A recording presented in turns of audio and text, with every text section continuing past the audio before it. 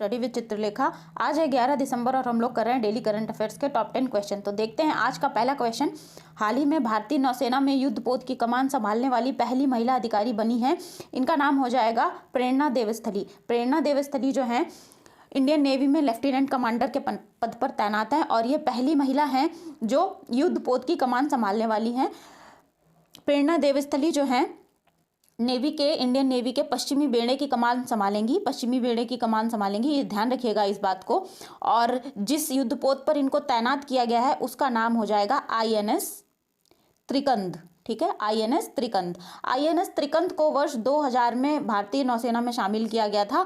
और अगर बात करें इसके नाम की त्रिकंद, तो त्रिकंद जो INS त्रिकंद का नाम है ये अंडमान निकोबार का द्वीप समूह है, उसके नाम पर इसका नाम रखा गया है। तो आप लोग इस बात को भी ध्यान रखिएगा। ठीक है, 23 में महिलाएं चर्चा में रहीं और जिनकी नियुक्ति हुई पहली बार, उनकी लिस्ट को एक बार क्विक रिवीजन कर लेते हैं। देखिए, रिवीजन जो है हमें हेल्प करता है चीज़ों को याद रखने में, तो रिवीजन ऑलवेज हेल्प। तो एक बार रिवीजन करते हैं, फटाफट रिवीजन हो जाएगा। ये गीतिका श्रीवास्तव का नाम पहले आता है। ये भारत में गीतिका श्रीवास्तव कौन है? गीतिका श्रीवास्तव पाकिस्तान में भारत की पहली महिला उच्चायुक्त बनी थी।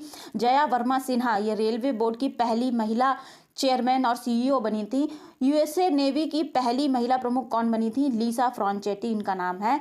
ऑस्ट्रेलियन सेंट्रल बैंक की पहली महिला गवर्नर की बात करें तो मिशेल बुलॉक हो जाती हैं। विश्व मौसम विज्ञान संगठन की पहली महिला महासचिव कौन बनी थी? सेलेस्टे साओलो। नाम ध्यान रखिएगा।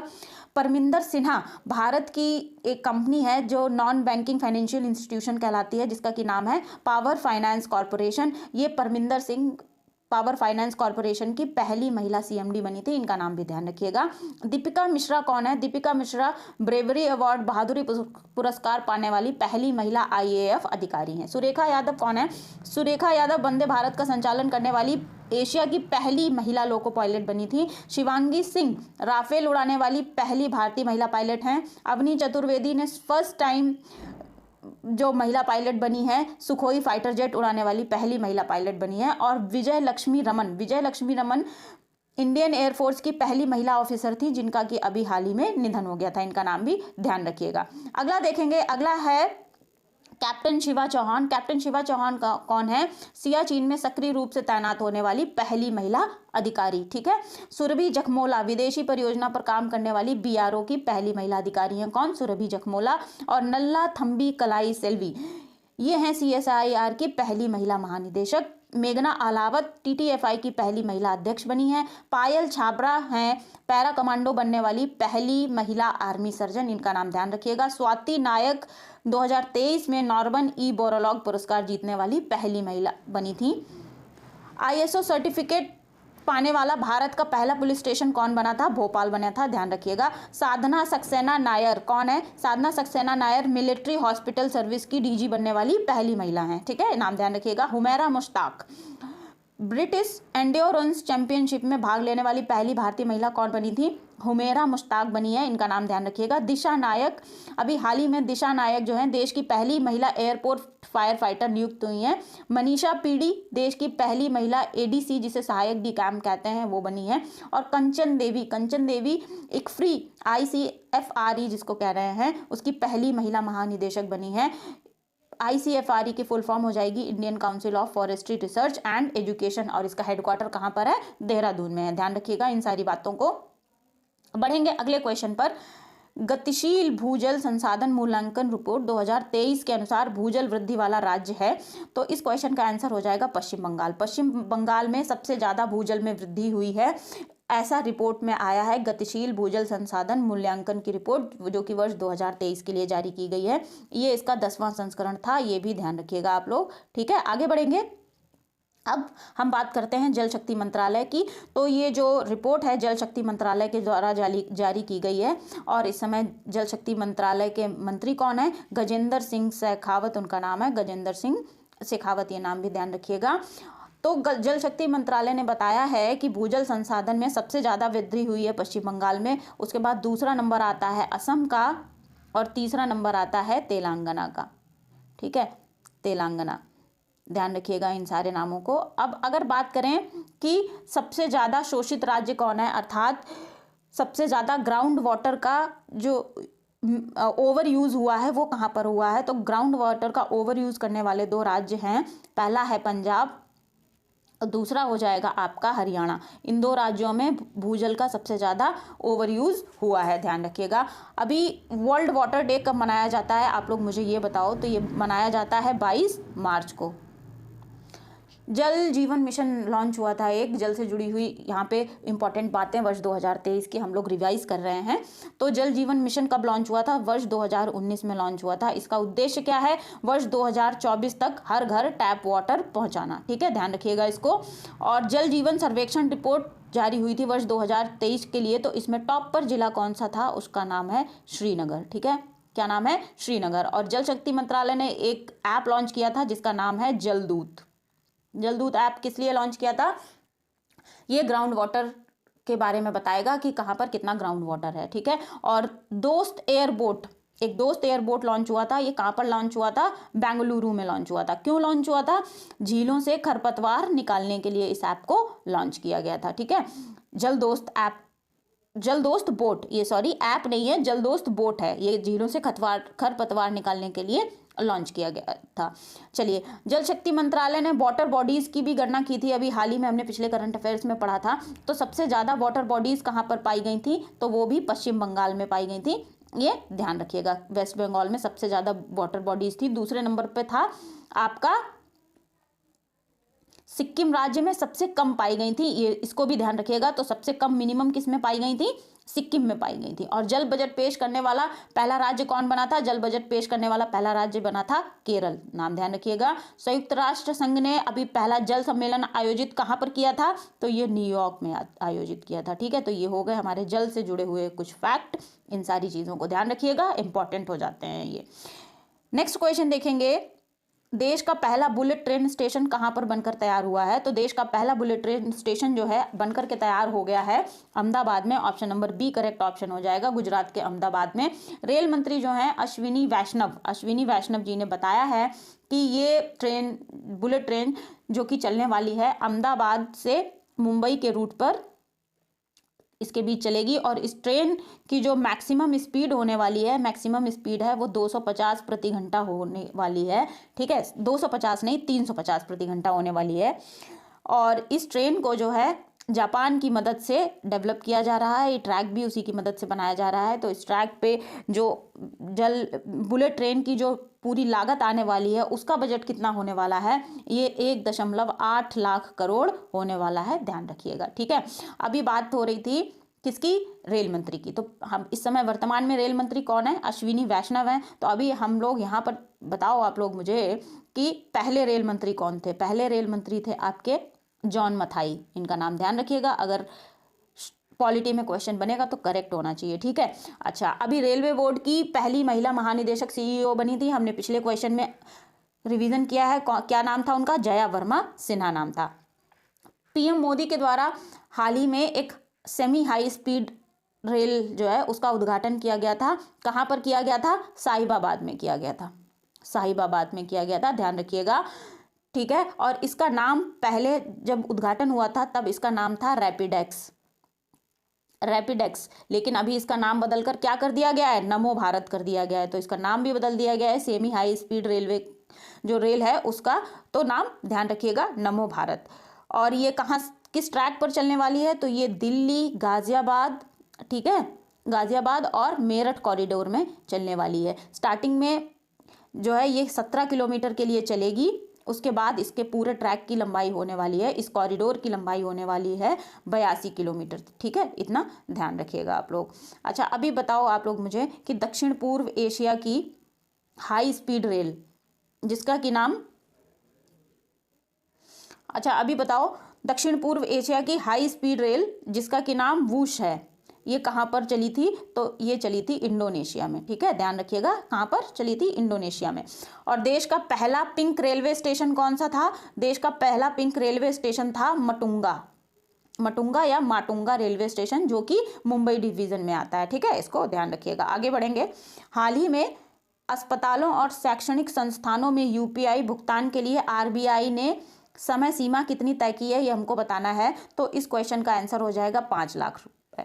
5 लाख रुपए जो है आरबीआई ने मैक्सिमम लिमिट निर्धारित की है यूपीआई से भुगतान करने के लिए, किसके, शैक्षणिक संस्थानों में और हॉस्पिटल्स में। ठीक है, अभी जल्दी ही आरबीआई की जो मॉनेटरी पॉलिसी कमेटी की रिपोर्ट होती है वो आई है, उसकी बैठक हुई थी, उसके बाद ये घोषणा आरबीआई ने की है। ठीक है, इसको ध्यान रखिएगा। अच्छा, अगर अभी बात करें म्यूचुअल फंड सब्सक्रिप्शन की, म्यूचुअल फंड सब्सक्रिप्शन एलआईसी या बीमा कंपनी का जो प्रीमियम भरते हैं या क्रेडिट कार्ड का जो रीपेमेंट करते हैं, उसके लिए पहले लिमिट थी 15,000 रुपये, लेकिन अभी आरबीआई ने इसको बढ़ाकर कितना कर दिया है, 1 लाख रुपया कर दिया है। इसको ध्यान रखिएगा। ठीक है, और यूपीआई की अगर बात करें तो यूपीआई की फुल फॉर्म क्या हो जाती है, यूपीआई की फुल फॉर्म हो जाती है यूनिफाइड पेमेंट इंटरफेस। तो यूपीआई जो है ये भारत का रियल टाइम पेमेंट सिस्टम है, जिसमें कि हम एक बैंक से दूसरे बैंक में पैसा ट्रांसफ़र कर सकते हैं यूपीआई के थ्रू। यूपीआई के थ्रू ट्रांसफ़र करेंगे तो हम चाहे पेटीएम यूज़ करें, चाहे फ़ोनपे यूज़ करें, वो यूपीआई का माध्यम होता है। ठीक है, और यूपीआई को डेवलप किसने किया था, यूपीआई को डेवलप किया था एनपीसीआई ने। एनपीसीआई की फुल फॉर्म हो जाएगी आपकी national payment corporation of India.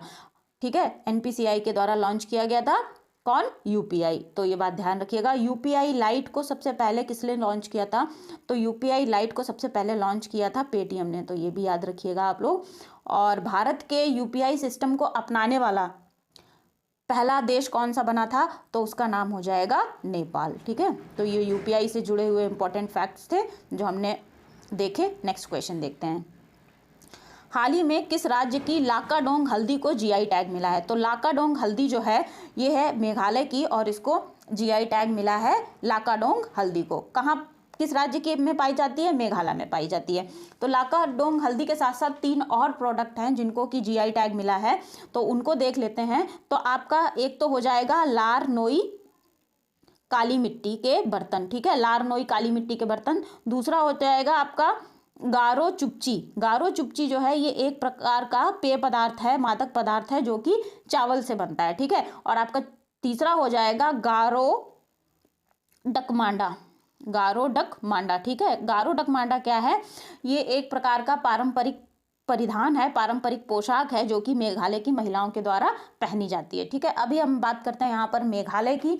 तो मेघालय की कुछ स्टैटिक चीज़ें हम लोग देख लेते हैं। मेघालय की राजधानी हो जाएगी आप लोगों की शिलोंग, और यहाँ के जो सीएम है उनका नाम हो जाएगा कॉनराड संगमा, और ये नेशनल पीपल पार्टी को बिलोंग करते हैं। ठीक, अब अगर बात करें राज्यपाल की, तो राज्यपाल हो जाएंगे फागू चौहान। अभी हमने पढ़े थे ऊपर 2 प्रोडक्ट जिनको जीआई टैग मिला था, गारो चुपची और गारो डकमांडा। तो गारो वर्ड 2 बार ही रिपीट हो गया, अभी गारो समझते हैं कि गारो क्या है। देखिए, अगर कभी आपको एग्जाम में क्वेश्चन मिले गारो खासी जयंतिया जनजातियां कहाँ पर पाई जाती हैं, तो आप लोगों का आंसर हो जाएगा मेघालय। गारो खासी जयंतियां कहाँ पर पाई जाती हैं, मेघालय में जनजातियां पाई जाती हैं। यदि आपको क्वेश्चन बने कि गारो खासी जयंतियां पहाड़ कहाँ पर हैं, तो आपका उत्तर हो जाएगा मेघालय में। ठीक है, गारो खासी जयंतियां जो है जनजातियां भी हैं, और उन्हीं के नाम पर पहाड़ सेम दोनों आइडेंटिकल हैं। तो गारो खासी जयंतियां पहाड़ियों के नाम पर ही जनजातियों के नाम पड़े हैं, जो कि वहाँ की तलैटी में और या उस एरिया में रहती हैं। ठीक है, इसको ध्यान रखिएगा। अगर मैं बात करूँ मेघालय पठार की, मेघालय पठार जो है दक्कन पठार का ही हिस्सा है, ये ध्यान रखिएगा। एक फेस्टिवल होता है cherry blossom. Cherry blossom festival कहाँ पर होता है, मेघालय की राजधानी शिलोंग में मनाया जाता है। तो ये बात भी आप लोग ध्यान रखिएगा। अभी बात कर लेते हैं जीआई टैग के बारे में। जीआई टैग कैसे सामने आया, जीआई टैग देखिए, ज्योग्राफिकल इंडिकेशन कहते हैं जीआई टैग को। जो भी किसी भौगोलिक एरिया की स्पेसिफिक या स्पेशल प्रसिद्ध वस्तु होती है, उसको भारत सरकार की तरफ से जीआई टैग दिया जाता है। जब जीआई टैग किसी वस्तु को मिल जाता है, किसी प्रोडक्ट को मिल जाता है, तो वो उस एरिया की स्पेसिफिकेशन स्पेसिफाई करने लगती है। ठीक है, तो जो जीआई टैग भारत सरकार के द्वारा दिया जाता है। ज्योग्राफिकल इंडिकेशन अधिनियम कब आया, 1999 में आया। ठीक है, और ये आया था 1999 में, तो लागू कब हुआ, 2003 में लागू हुआ। तो पहला जीआई टैग किसको मिला, 2003 में लागू होने के बाद पहला जीआई टैग मिला था आपका दार्जिलिंग टी को। दार्जिलिंग टी को, जो कि पश्चिम बंगाल का प्रोडक्ट है, उसको दिया गया था। तो ये बात है, आप लोग ध्यान रखिएगा। अगले क्वेश्चन की तरफ बढ़ेंगे। हाल ही में मिस्र के रिमोट सेंसिंग उपग्रह मिस्र सैट 2 को किसने लॉन्च किया है चाइना ने। Option number C correct option हो जाएगा। और चाइना ने इसको लॉन्च किया है लॉन्ग मार्क 2 रॉकेट से, ठीक है। तो रॉकेट का नाम भी ध्यान रखिएगा, लॉन्ग मार्क 2 से लॉन्च किया है। चाइना की राजधानी हो जाएगी आपकी बीजिंग, राष्ट्रपति हो जाएंगे शी जिनपिंग, और यहाँ की जो मुद्रा है, जो करेंसी है, उसका नाम हो जाएगा रेनमिनबी। और यांग तीसी नदी का नाम आप लोगों ने सुना होगा, तो यांग तीसी नदी जो है वो एशिया की सबसे लंबी नदी होने वाली है, ठीक है। एशिया की सबसे लंबी नदी यांग तीसी। और चीन का शोक किसको कहते हैं? चीन का शोक कहते हैं वांग हो नदी को, ध्यान रखिएगा, वांग हो नदी। और इसको पीली नदी भी कहते हैं, येलो रिवर, ठीक है, ध्यान रखिएगा। अगर मैं पूछूं कि तकला मकान मरुस्थल कहां पर पड़ता है, तो वो आपका पड़ता है चाइना में, तकला मकान, ठीक है, नाम ध्यान रखिएगा। अभी दूसरे देश का नाम यहाँ पर आया है मिस्र, तो मिस्र की बात कर लेते हैं। मिस्र इजिप्ट की राजधानी क्या हो जाएगी? काहिरा हो जाएगी। और यहाँ की जो मुद्रा है, मुद्रा हो जाएगी आपकी मिस्र पाउंड। राष्ट्रपति कौन है? अब्देल फतह अल सीसी, ठीक है, अब्देल फतह अल सीसी इनका नाम हो जाएगा, ध्यान रखिएगा। अभी मिस्र में पिछले साल हुआ था COP27, कौन सा हुआ था? COP27 हुआ था वर्ष 2022 में। कहाँ पर हुआ था? मिस्र के शर्म अल शेख में हुआ था, तो नाम ध्यान रखिएगा, शर्म अल शेख।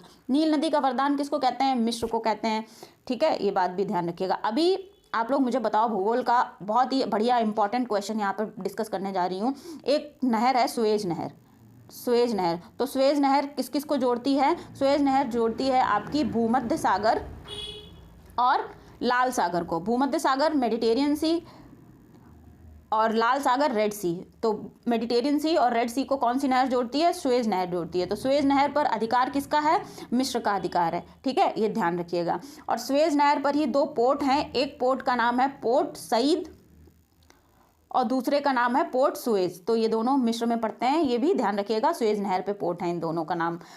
अच्छा, अभी अगर मैं आप लोगों को बताऊं कि वर्ष 2023 में जब मोदी जी ने मिस्र की यात्रा की थी, तो इनको मिस्र का सर्वोच्च सम्मान मिला था, उसका नाम क्या था? तो मिस्र का सर्वोच्च सम्मान जो है वो है ऑर्डर ऑफ नील। किसको मिला था? मोदी जी को मिला था, ठीक है, ध्यान रखिएगा। और मिस्र के साथ भारत ने अपना पहला सैन्य अभ्यास किया है राजस्थान में, उसका नाम क्या हो जाएगा? साइक्लोन 1। तो ये सारे फैक्ट्स ध्यान रखिएगा। मैं विश्व रेडियो संचार सम्मेलन का आयोजन कहाँ पर किया गया? तो ये इसका आयोजन हुआ था option number D, UAE Dubai में, ठीक है, दुबई में वर्ल्ड रेडियो कम्युनिकेशन कॉन्फ्रेंस 2023 का आयोजन किया गया। और ये 20 नवंबर से 15 दिसंबर तक चलने वाली है। कौन? वर्ल्ड रेडियो कम्युनिकेशन कॉन्फ्रेंस, ठीक है। इसका आयोजन किसने किया? इसका आयोजन किया आपका इंटरनेशनल टेलीकॉम यूनियन ने, इंटरनेशनल टेलीकॉम यूनियन ने इसका आयोजन किया। और इंटरनेशनल टेलीकॉम यूनियन की अगर हम स्थापना की बात करें तो ये कब हुई थी?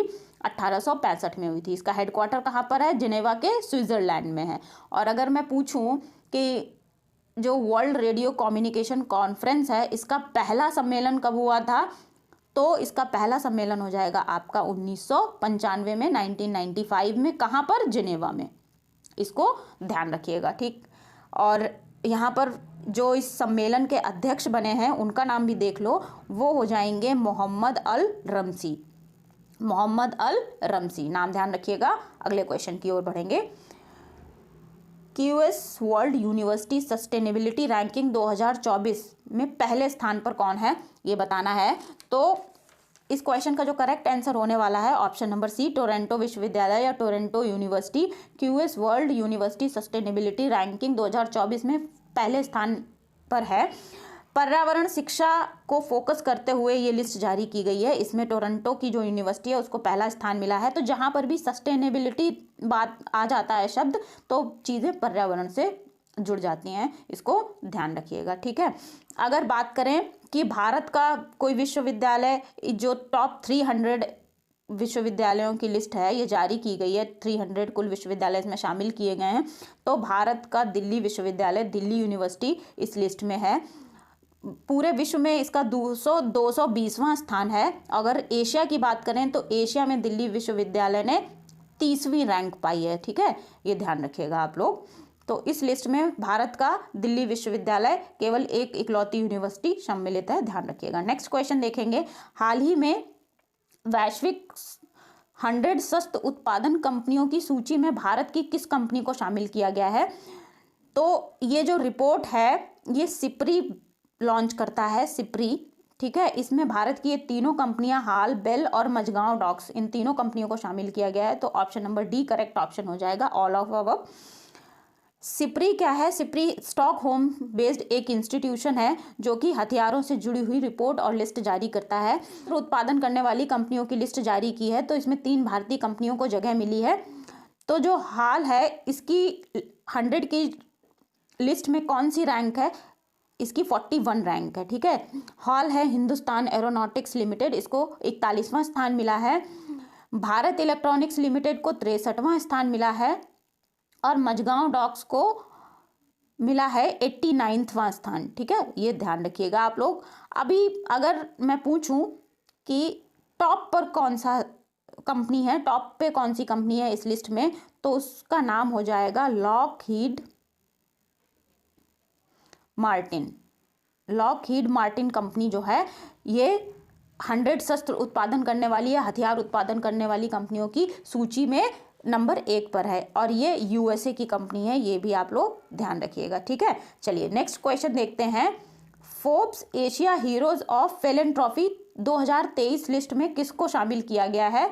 तो Forbes Asia heroes of philanthropy 2023 की जो लिस्ट जारी हुई है इसमें कुल 15 लोगों को शामिल किया गया था और इसमें भारत के ये तीनों, नंदन नीलेकानी, केपी सिंह और निखिल कामत, इन तीनों लोगों को शामिल किया गया है। तो option number D correct option हो जाएगा।